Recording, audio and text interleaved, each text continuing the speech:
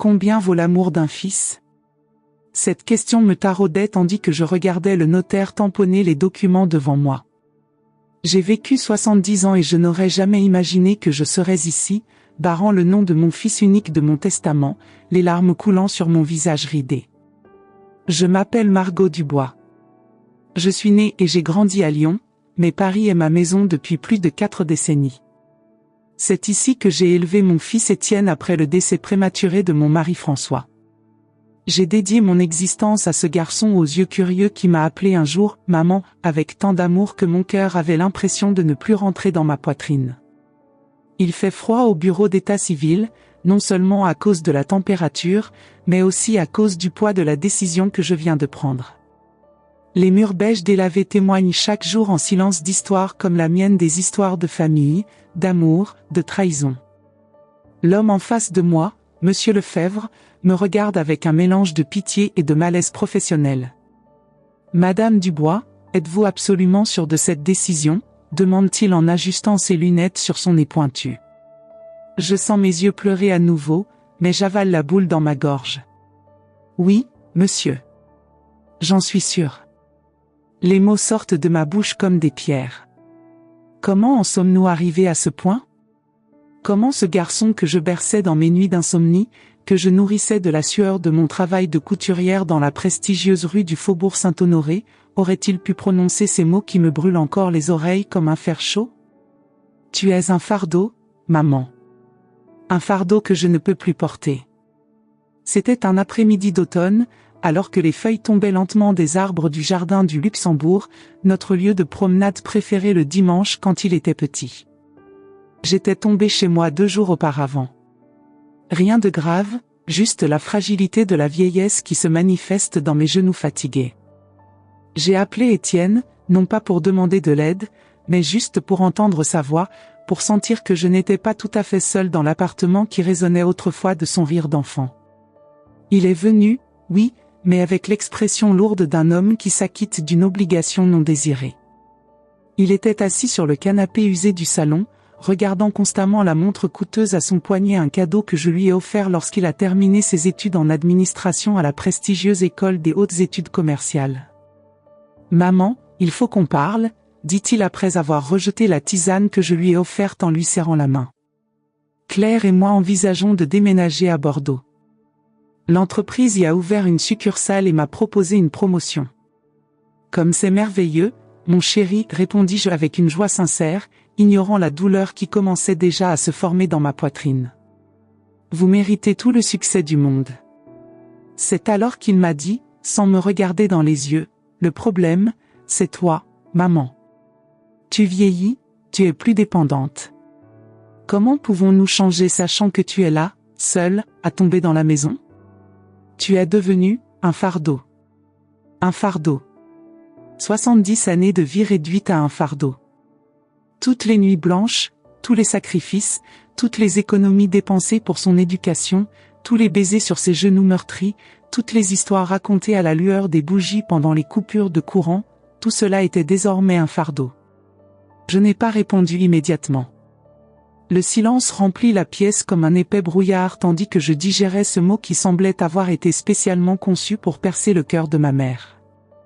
Je comprends, c'était tout ce que je pouvais dire. Mais la vérité est que je n'ai pas compris. Comment pourrais-je? Comment une mère comprend-elle que l'enfant qu'elle portait dans son ventre la considère désormais comme un fardeau à laisser derrière elle? Le notaire s'éclaircit la gorge, me ramenant au présent. Les documents sont prêts, Madame Dubois.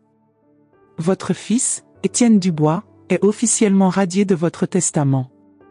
Tous vos biens, y compris l'appartement de la rue de Rivoli et vos économies, iront à l'association caritative que vous avez choisie. Je signe les papiers avec une main qui tremble non pas à cause de ma faiblesse physique, mais à cause de l'ampleur de ce que je fais. En terminant la dernière signature, je ressens un mélange de libération et de profonde tristesse. La vengeance n'est pas ce que je recherche. C'est quelque chose de plus profond, de plus douloureux, de plus nécessaire. C'est une leçon que j'espère qu'il comprendra un jour, même si je ne suis plus là pour en être témoin. Et pensez-vous connaître la raison de ma décision? Pouvez-vous croire que ce n'est que l'histoire d'une mère blessée qui cherche à se venger? Oh, comme vous vous trompez. Il y a bien plus dans cette histoire que les paroles cruelles d'un fils ingrat. Ce qui s'est passé après cette journée dans le parc a tout changé et ce que j'ai découvert sur Étienne et sa femme Claire ne m'a pas laissé le choix. Continuez à regarder pour découvrir le secret qui m'a empêché de garder mon fils comme héritier, et le rebondissement surprenant que le destin nous réservait à tous les deux. Après cet après-midi dans le parc, quelque chose en moi s'est brisé. Ce n'était pas seulement la douleur des paroles d'Étienne, mais la prise de conscience que, d'une certaine manière, j'avais échoué en tant que mère. Où est-ce que je me suis trompée? À quel moment mon garçon aux yeux bienveillants est-il devenu cet homme froid et calculateur, pour qui je n'étais qu'un inconvénient? Pendant une semaine, je suis à peine sortie du lit. Les murs de mon petit appartement semblaient se refermer sur moi, témoin silencieux de ma solitude. Les photographies d'Étienne enfant, adolescent, puis adulte, souriant à sa remise de diplôme, semblaient me moquer depuis les étagères. Qui était ce garçon sur les photos? Est-ce que je le connaissais vraiment? C'est Mathilde, ma voisine et amie depuis 30 ans, qui a fini par me sortir de cet état. Il s'est présenté à ma porte avec une tarte aux pommes encore chaude et une ferme détermination dans ses yeux tachés de vieillesse. Assez, Margot. Levez-vous. Vous n'êtes pas la première mère à avoir un enfant ingrat et malheureusement, vous ne serez pas la dernière. Sa franchise m'a frappé comme une gifle nécessaire. Mathilde a perdu son fils unique, Julien, à cause d'un cancer il y a 15 ans. Qui étais-je pour m'apitoyer sur mon sort devant elle, qui portait une douleur que je ne pouvais même pas imaginer? Je m'inquiète pour toi, ma chérie, continua-t-elle, déjà dans la cuisine, préparant un café fort tandis que j'étais assise à table, toujours en peignoir. Étienne m'a appelé. Mon cœur manqua un battement. Que voulait-il? Il m'a demandé si je pouvais garder un œil sur toi. Il a dit qu'il s'inquiétait de sa capacité à vivre seul. Elle s'arrêta, les yeux fixés sur les miens. Il a parlé d'une solution plus permanente, point. Un frisson me parcourut le dos. Quelle solution? Une maison de retraite, Margot. Près de Bordeaux, pour qu'il puisse y venir régulièrement, point. Le sarcasme dans sa voix était évident. J'avais l'impression que le sol disparaissait sous mes pieds. Une maison de retraite? Moi qui faisais encore mes courses toute seule au marché Saint-Germain, qui cousais encore des robes pour le plaisir, qui lisais encore avec voracité les classiques sans avoir besoin de lunettes. Mais c'est absurde. Je n'ai pas besoin, je ne veux pas. Bien sûr que ce n'est pas nécessaire. Mathilde frappa la tasse plus fort que nécessaire sur la table. Mais il ne s'agit pas de vos besoins, ma chérie. C'est une question de commodité. Les leurs. C'est ce matin-là, assis dans ma petite cuisine aux arômes de café et de tarte aux pommes, que j'ai commencé à voir clairement la situation. Il ne s'agissait pas seulement d'être traité de fardeau. Il s'agissait de ce qu'il y avait derrière ces mots, un projet pour me repousser, pour me débarrasser de moi, comme si j'étais un meuble ancien qui ne cadre plus avec le décor moderne de leur vie. « Qu'est-ce que tu vas faire ?» demanda Mathilde, ses yeux révélant qu'elle savait déjà que je n'accepterais pas cela passivement. « D'abord, je vais prendre une douche et m'habiller convenablement, répondis-je, sentant une étincelle de mon ancienne force revenir. Plus tard, je découvrirai exactement ce que fait mon fils. Au cours des semaines suivantes, je suis devenue une sorte de détective de ma propre vie. Avec l'aide discrète de Pierre, le neveu avocat de Mathilde, j'ai commencé à enquêter sur les finances d'Étienne et sur la raison de son soudain intérêt à me déplacer dans une maison de retraite. Ma première visite fut au café de Flore, où Antoine, un vieil ami qui travaillait à la banque où Étienne avait un compte, accepta de me rencontrer discrètement. Le café était rempli de touristes et de Parisiens élégants, le buzz parfait pour une conversation qui n'était pas destinée à être entendue. Je ne devrais pas faire ça, Margot, marmonna Antoine en regardant nerveusement autour de lui tout en me glissant une enveloppe sous la table. Mais après tout ce que vous avez fait pour ma mère pendant sa maladie, disons simplement que je vous dois une dette de gratitude. Dans l'enveloppe se trouvaient des relevés bancaires qui racontaient une histoire alarmante. Factures en retard, prêts consécutifs, retrait de plus en plus important. La richesse qu'Étienne avait bâtie ou que je pensais qu'il avait bâtie n'était qu'une façade soutenue par une montagne croissante de dettes. Est-ce aussi grave qu'il y paraît? Ai-je demandé, la voix tremblante. Antoine hocha gravement la tête. Pire encore. Il a déjà hypothéqué sa maison à 2 reprises. La banque envisage une saisie. J'ai quitté le café avec un vertige, et ce n'était pas dû au café fort que j'avais bu. Comment mon fils, à qui j'ai enseigné la valeur de la frugalité et le fait de vivre selon ses moyens, en est-il arrivé là? Mon prochain arrêt était le bureau de Pierre, situé dans un immeuble Art Nouveau du 7e arrondissement. Le jeune avocat, d'une trentaine d'années et au regard rusé qui ressemblait à celui de sa tante Mathilde, avait déjà entamé sa propre enquête. Vos soupçons étaient fondés, Madame Dubois, dit-il en posant un dossier sur la table entre nous. Votre fils a consulté non pas un, mais 3 notaires différents sur la possibilité d'être désigné comme son tuteur légal.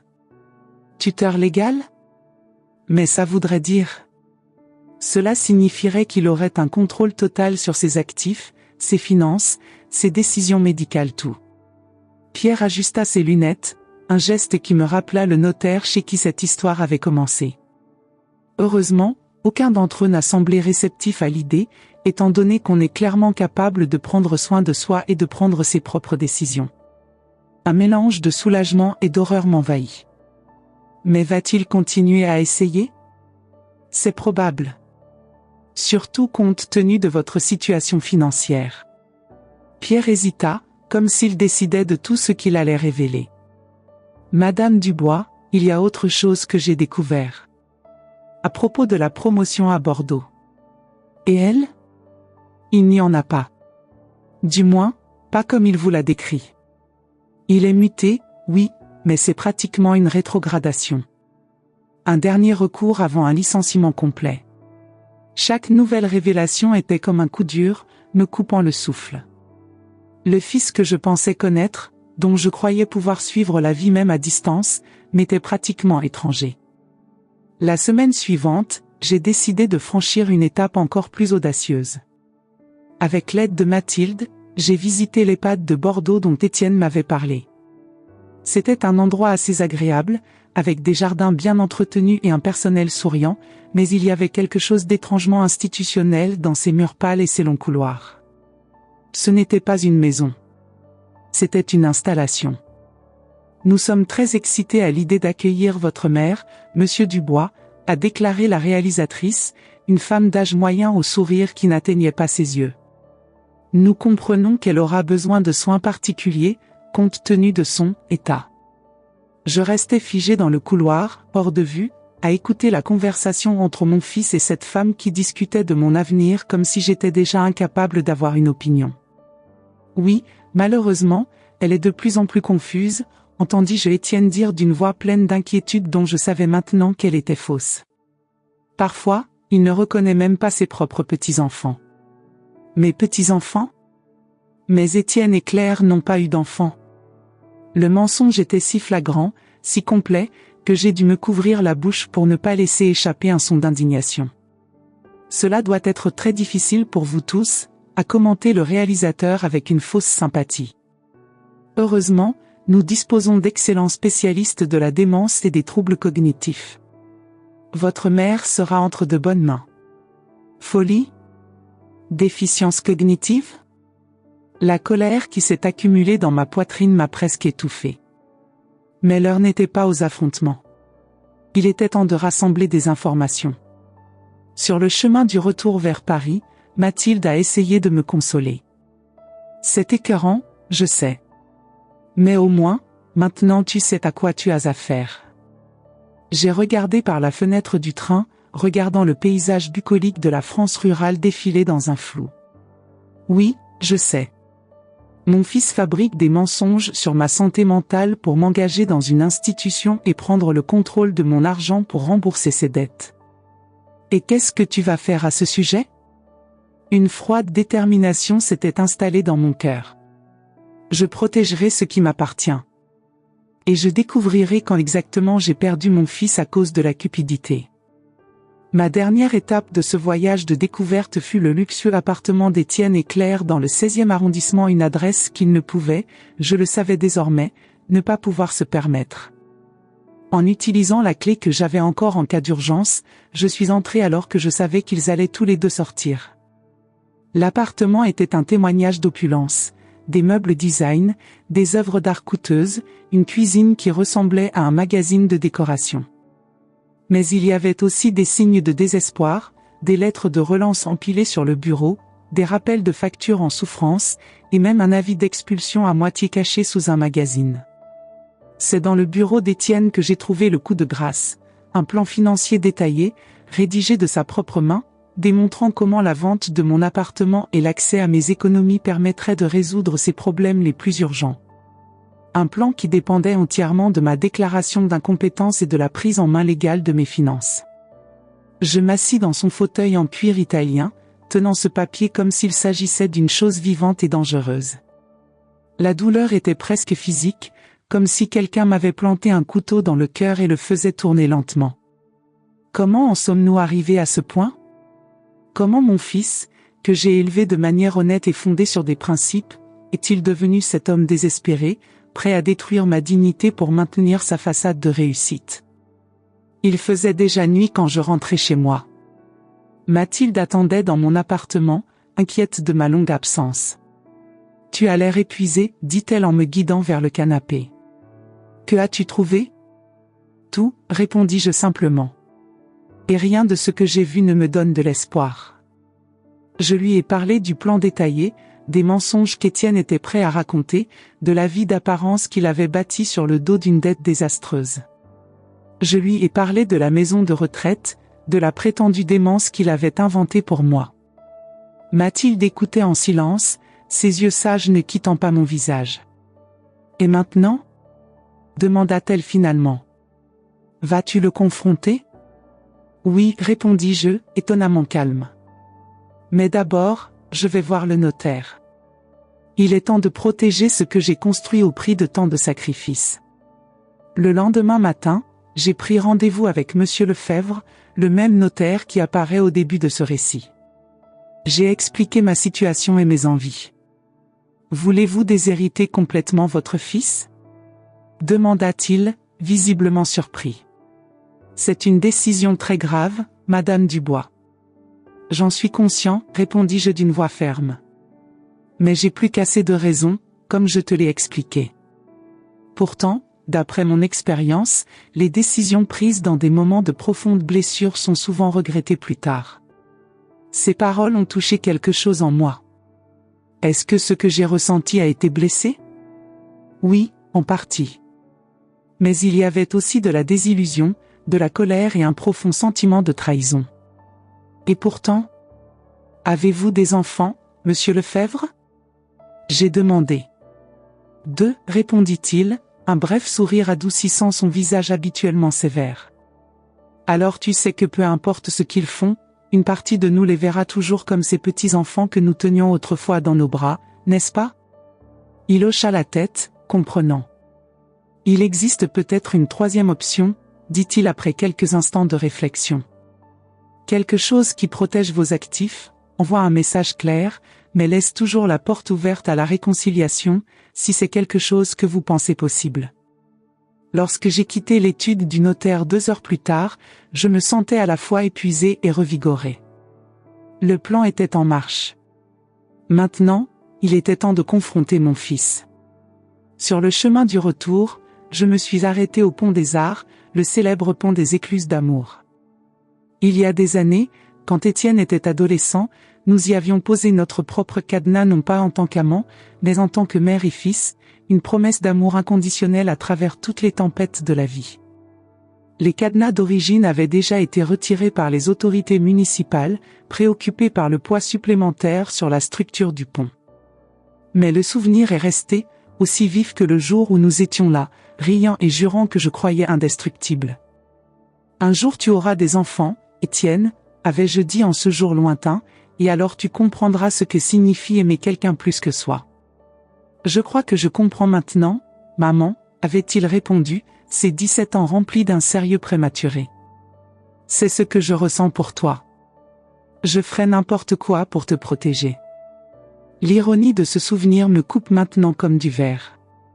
Comment sommes-nous arrivés de ce moment d'émotion à cet abîme de trahison? Debout sur le pont, regardant la Seine couler sans relâche en contrebas, j'ai pris une décision finale, aussi douloureux que cela puisse être, je confronterai mon fils à tout ce que j'avais découvert. Pas pour me venger, mais pour une dernière tentative de compréhension et peut-être, même si cela semblait impossible à ce moment-là, de récupérer quelque chose du garçon que j'avais élevé. Le lendemain matin, je l'ai appelé. Étienne, il faut qu'on parle. C'est urgent. Et vous pensez savoir ce qui va se passer ensuite?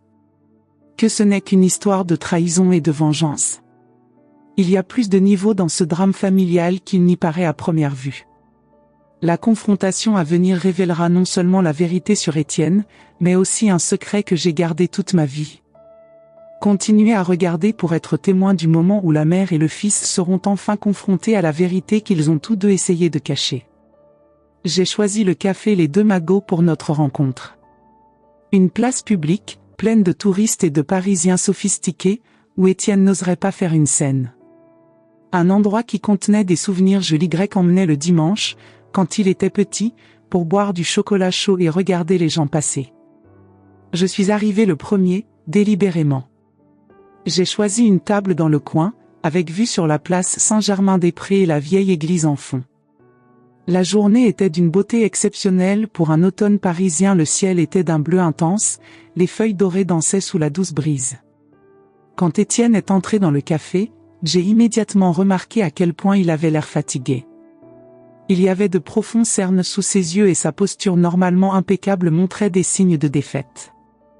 L'espace d'un instant, j'ai senti à nouveau cet instinct maternel, le désir de le protéger, de résoudre ses problèmes, de faire en sorte que tout se passe bien. Mais ensuite je me suis souvenu des documents que Pierre m'avait montrés, des consultations avec les notaires, du projet de me déclarer inapte. « Maman », dit-il en se penchant pour m'embrasser sur les joues, le rituel français aussi automatique que vide à ce moment-là. « Tu as l'air bien. Mieux que la dernière fois. »« Merci, mon fils. Asseyez-vous, s'il vous plaît. » Un serveur s'approche et Étienne commande un expresso. J'étais déjà à moitié plein de ma tasse de thé au jasmin. « Alors quelle est l'urgence ?» demanda-t-il, ses yeux évitant les miens. « Claire et moi sommes en train de préparer le déménagement. Il y a 1000 choses à régler. » Y compris que faire de moi? Les mots sont sortis plus nets que prévu, mais je ne l'ai pas regretté. Ses yeux rencontrèrent finalement les miens, un mélange de surprise et de culpabilité. « De quoi parles-tu » J'ai sorti de mon sac un dossier que Pierre m'avait préparé, des copies de documents prouvant ses rendez-vous chez les notaires, des relevés bancaires montrant sa situation financière précaire, voire une brochure de l'EHPAD de Bordeaux qu'il avait visité. Je parle de ça, Étienne. Je parle de ton projet de me mettre dans une institution pour prendre le contrôle de mon argent et te sauver de la ruine financière que tu as toi-même créée. Son visage pâlit, puis rougit. J'ai vu ses mains trembler légèrement tandis qu'il feuilletait les documents. « Comment as-tu eu ça ?» Sa voix était presque un murmure. « Est-ce important ? Ce qui compte, c'est que je sache tout. Je sais pour les dettes. Je suis au courant du quasi-licenciement déguisé en promotion. Je sais pour la maison de retraite. » J'ai fait une pause, laissant les mots pénétrer. Je sais que mon propre fils ne me voit pas seulement comme un fardeau, mais comme un obstacle entre lui et mon argent. J'ai attendu qu'il nie, qu'il se défende, qu'il me fournisse une explication élaborée. Au lieu de cela, j'ai vu quelque chose auquel je ne m'attendais pas, j'ai vu son visage tomber, ses yeux se remplir de larmes. J'ai vu mon fils, mon Étienne, se briser devant moi. « Je suis désolé, maman, dit-il, la voix brisée.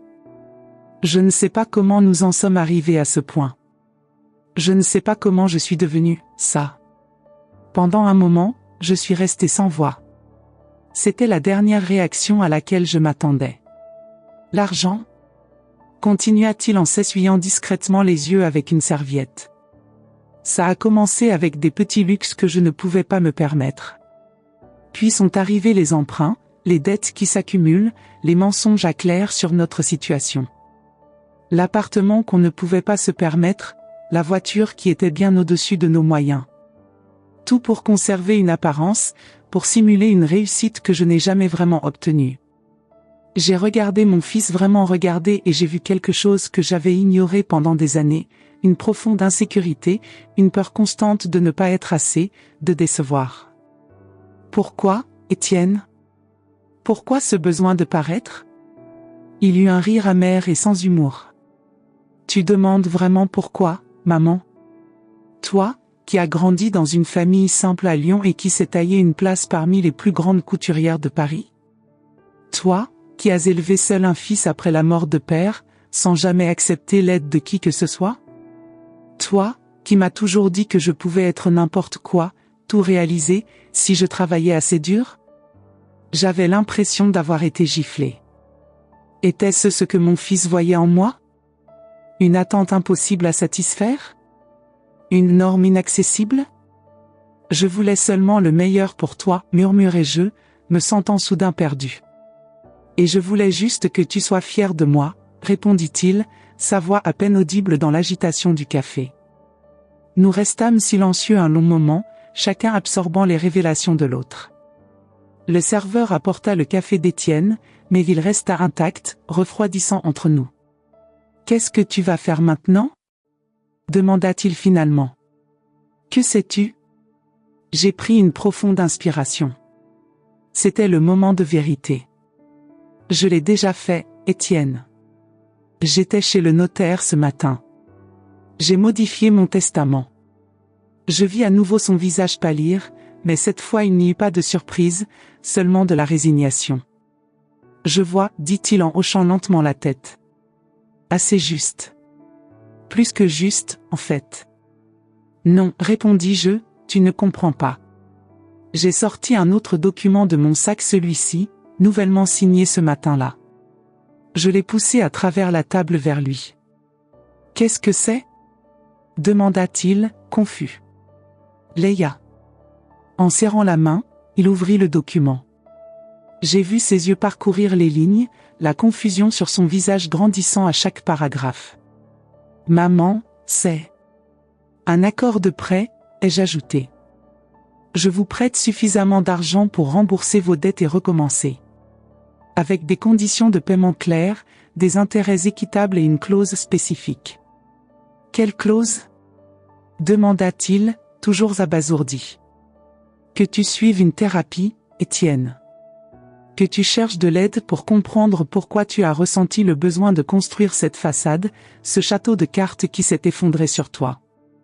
Il leva les yeux du document, les larmes coulant librement maintenant. Pourquoi? Pourquoi ferais-tu ça après tout ce que j'ai prévu, après ce que j'ai dit? Après l'avoir traité de fardeau? Ce fut à mon tour de sentir les larmes me monter aux yeux. Parce que je suis ta mère, Étienne.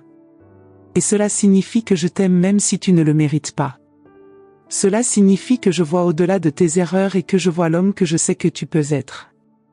J'ai tendu la main par-dessus la table et après un moment d'hésitation, il l'a prise dans la sienne.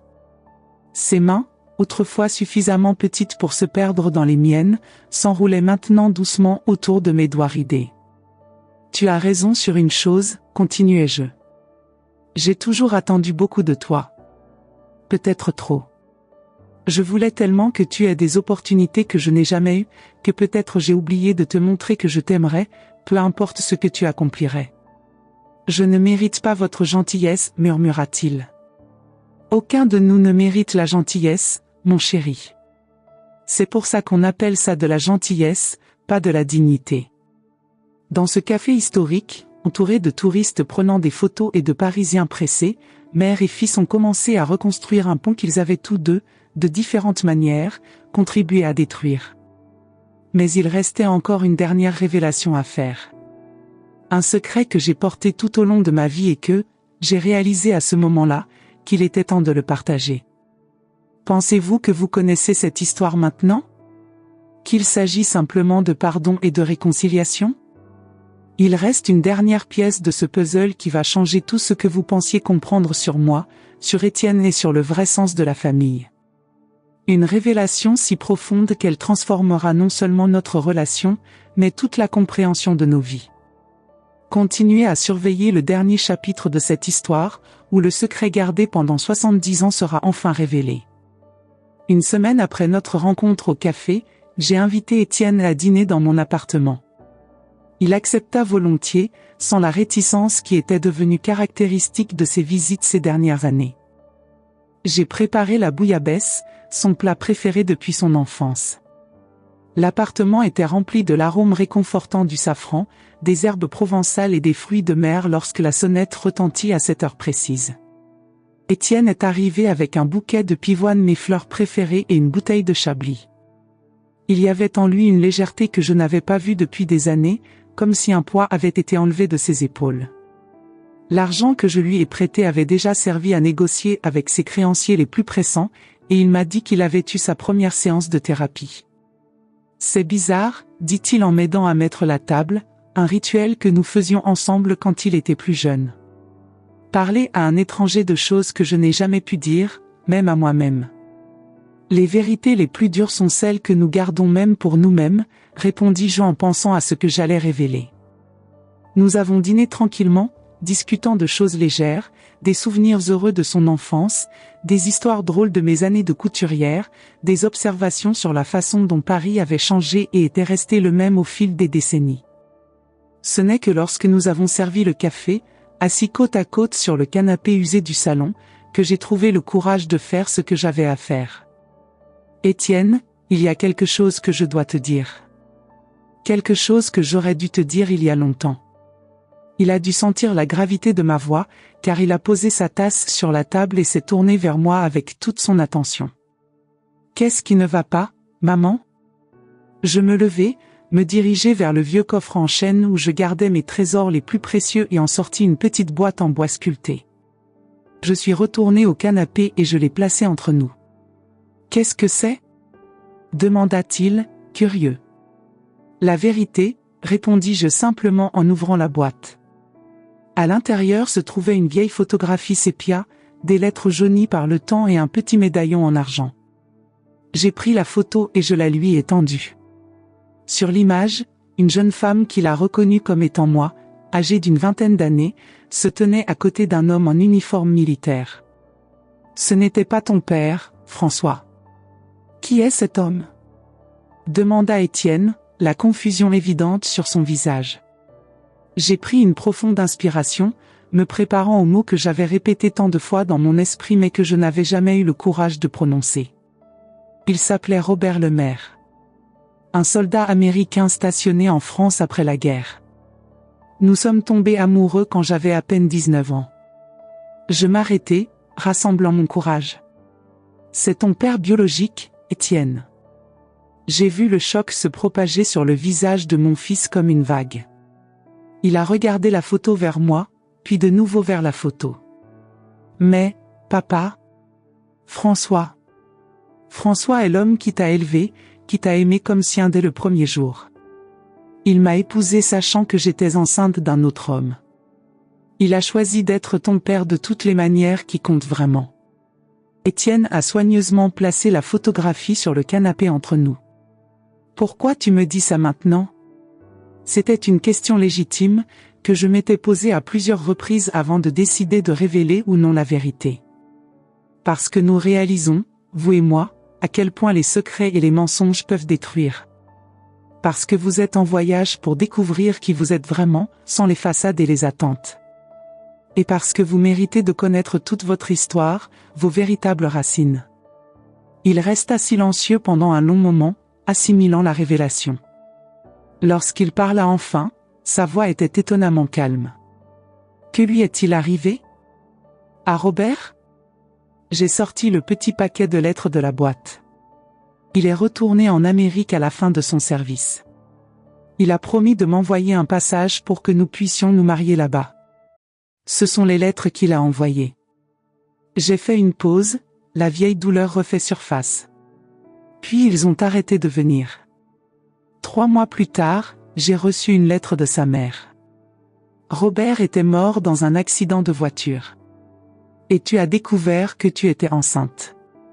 J'ai hoché la tête. Dans la France de l'après-guerre, la vie d'une mère célibataire n'a pas été facile. Mes parents voulaient que je fasse adopter le bébé, toi, en adoption. C'est alors que François, qui m'avait toujours aimé en silence, m'a proposé de m'épouser. Est-ce qu'il le savait? Depuis le début. Et cela ne lui importait pas. Il t'a aimé dès le premier instant, Étienne. Il n'y a jamais eu un seul moment où il t'a traité différemment que si tu étais son fils biologique. Les larmes coulaient désormais librement sur le visage d'Étienne. Pourquoi vous ne me l'avez jamais dit? Au début, tu étais tout petit. Puis François nous a demandé d'attendre que tu sois plus grand. Puis, il est mort si subitement alors que tu n'avais que 8 ans. Tu étais tellement dévasté, et j'avais tellement peur que la vérité t'éloigne non seulement de la mémoire de François, mais aussi de la mienne. J'ai séché mes propres larmes. Au fil du temps, il m'a semblé de plus en plus difficile de trouver le bon moment. À chaque anniversaire, à chaque Noël, je me disais, c'est peut-être le bon jour. Et puis le courage m'a manqué. Étienne sortit le médaillon d'argent de la boîte et l'examina attentivement. À l'intérieur, il y avait une petite photographie de Robert, au dos, les mots gravés, pour toujours et en un cas. Voici donc l'homme dont le sang coule dans mes veines, dit-il presque pour lui-même. Un homme que je n'ai jamais rencontré. Mais tu connais la moitié de ton histoire grâce à moi, répondis-je doucement. Et l'autre moitié à travers l'homme qui a choisi d'être ton père. Le sang est important, Étienne, mais les choix que nous faisons aimer, prendre soin, rester sont ce qui construit véritablement une famille. Il hocha lentement la tête, toujours en train de tout comprendre. Puis il demanda quelque chose qui me surprit complètement. Est-ce qu'il est au courant pour moi? Sa famille en Amérique? Je n'avais jamais envisagé cette possibilité. Je ne sais pas. Robert a dû parler de moi, de nous, à sa mère, car elle savait où me trouver pour lui envoyer la nouvelle de sa mort. Mais s'il vous connaissait avant de mourir, je ne peux pas le dire. Je pourrais avoir des cousins, des oncles, voire des demi-frères et sœurs quelque part en Amérique, songea-t-il, un nouveau monde de possibilités s'ouvrant à son horizon. C'est possible, ai-je accepté. Les Lemaire étaient originaires de l'Ohio, d'une petite ville appelée Marietta. La famille y avait une quincaillerie, d'après ce que m'a dit Robert. Nous nous tûmes à nouveau, chacun perdu dans nos propres pensées. C'est Étienne qui finit par parler. Tu l'aimais beaucoup, n'est-ce pas? J'ai regardé la photo fanée, ressentant cette vieille douleur mêlée à une douceur qui n'a jamais complètement disparu. Oui, avec toute l'intensité de mes 19 ans. Ce fut un amour bref mais vrai. Mais, ajoutai-je en prenant ses mains dans les miennes, cela ne diminue en rien l'amour que j'ai ressenti pour François, l'homme avec qui j'ai choisi de partager ma vie, l'homme qui t'aimait comme son sang. Et l'homme que j'ai toujours connu comme mon père, a ajouté Étienne, la voix brisée. Cela ne change rien à ce qu'il représentait pour moi. Bien sûr que non, ai-je accepté. Certains liens vont bien au-delà du sang, mon fils. Il regarda de nouveau le médaillon qu'il tenait à la main. Puis-je avoir ça? Bien sûr. Cela fait autant partie de votre histoire que de la mienne. J'ai regardé mon fils fermer le médaillon et le placer soigneusement dans la poche de sa chemise, à côté de son cœur. Il y avait une nouvelle dignité chez lui, une compréhension plus profonde dans ses yeux. Quand je t'ai appelé l'autre jour, après notre conversation autour d'un café, commença-t-il avec hésitation, et que je t'ai dit que tu avais annulé le changement de testament. J'étais tellement confus. Je ne méritais pas cette gentillesse. Ah, mais tu mérites une seconde chance, Étienne. Nous la méritons tous. Je souris en lui serrant la main. D'ailleurs, je n'ai jamais eu l'occasion de signer les papiers notariés annulant votre héritage. Ses yeux s'écarquillèrent. Mais tu as dit... J'ai dit que j'avais modifié mon testament, et je l'ai fait. J'ai ajouté une clause stipulant qu'une partie servirait à créer une fondation à la mémoire de François et Robert, les deux hommes qui, chacun à leur manière, vous ont donné la vie. Le reste reste à vous, pour que vous puissiez l'utiliser avec sagesse et détermination. C'est donc pour ça que le notaire m'a appelé. Murmura-t-il en se souvenant. Il voulait que je signe comme témoin de la nouvelle version. Exactement. Et selon lui, tu as pleuré au bureau. Étienne baissa la tête, une légère rougeur colorant son visage. C'était un moment de clarté. De réaliser à quel point je m'étais perdu, à quel point je m'étais éloigné des valeurs que papa et toi aviez toujours essayé de m'enseigner. J'ai souri, ressentant une paix que je n'avais pas ressentie depuis longtemps. Il n'est jamais trop tard pour retrouver sa voie, mon chéri. Il m'a fallu 70 ans pour trouver le courage de partager ma vérité. Toi, à tout juste 42 ans, tu commences déjà à reconstruire ta vie sur des bases plus honnêtes. Nous nous sommes embrassés, un long et vrai câlin, sans les barrières invisibles qui s'étaient dressées entre nous au fil des années. Lorsque nous nous sommes séparés, j'ai vu quelque chose de nouveau dans ses yeux, pas seulement du regret ou de la gratitude, mais une détermination. « Maman, dit-il d'une voix ferme, je ne vais pas à Bordeaux. »« Quoi ? » ?»« Mais la promotion. » »« C'est comme tu l'as dit, ce n'est pas vraiment une promotion. C'est une porte de sortie pour quelqu'un dont on veut se débarrasser. Et franchement, ce travail fait partie du problème. J'essaie toujours d'impressionner, j'ai toujours l'impression que ce n'est jamais assez. Il secoua la tête. Je ne sais pas encore ce que je vais faire, mais je sais que je dois recommencer. Construire quelque chose de réel cette fois. Et Claire ? Qu'est-ce qu'elle en dit ? Un sourire triste apparut sur son visage. Claire est partie. Quand j'ai avoué nos dettes, nos problèmes, elle a fait ses valises le lendemain. Je pense qu'elle est tombée amoureuse de l'idée de l'homme à succès que je prétendais être, pas de l'homme incertain que je suis vraiment. J'ai senti mon cœur se serrer pour lui, mais il y avait aussi un étrange soulagement. Peut-être est-ce là la purge nécessaire, pensais-je, le feu qui défriche la forêt pour que de nouvelles graines puissent germer. Et où vas-tu vivre, sinon à Bordeaux ? Il hésita, regardant autour de lui l'appartement avec un regard neuf. En fait, je pensais, cet endroit a beaucoup de pièces vides depuis que tu as commencé à vivre seul. Peut-être que si la compagnie ne te dérange pas, je pourrais rester ici pendant un moment. Juste jusqu'à ce que je me ressaisisse. Les larmes me sont venues aux yeux sans avertissement. Mon fils, mon Étienne, demande à rentrer à la maison. Non pas comme un échec, mais comme un homme à la recherche d'un nouveau départ. Rien ne me rendrait plus heureux, répondis-je, ma voix tremblant légèrement. En plus, ces vieux os auraient besoin d'un peu d'aide pour les grosses courses. Nous avons ri ensemble, et dans ce rire il y avait la promesse de jours nouveaux. Des jours de reconstruction, de redécouverte, de vérité partagée et de secrets enfin libérés de leur captivité. Cette nuit-là, pendant qu'Étienne dormait dans sa chambre d'enfance, je m'asseyais près de la fenêtre, regardant les lumières de Paris briller dans l'obscurité. J'ai pensé à François, mon cher mari, et à la façon dont il aurait approuvé ce qui s'est passé aujourd'hui. J'ai pensé à Robert, mon premier amour, et au fils qu'il n'a jamais rencontré, mais qui portait ses traits dans son sourire et son tempérament. J'ai surtout pensé au voyage qui nous a amenés ici, aux paroles cruelles et aux vérités cachées, aux blessures infligées et aux pardons offerts, aux ponts brûlés et reconstruits. Vous voyez, en fin de compte, ce n'était pas une question d'héritage ou d'argent. Il ne s'agissait pas de punir ou de pardonner. Il s'agissait de la vérité la plus fondamentale de toutes, l'amour réel, imparfait, persistant est le seul héritage qui compte vraiment. C'est le seul héritage qui nous survit, qui continue de vivre dans les vies que nous touchons, les histoires que nous partageons, les secondes chances que nous nous donnons.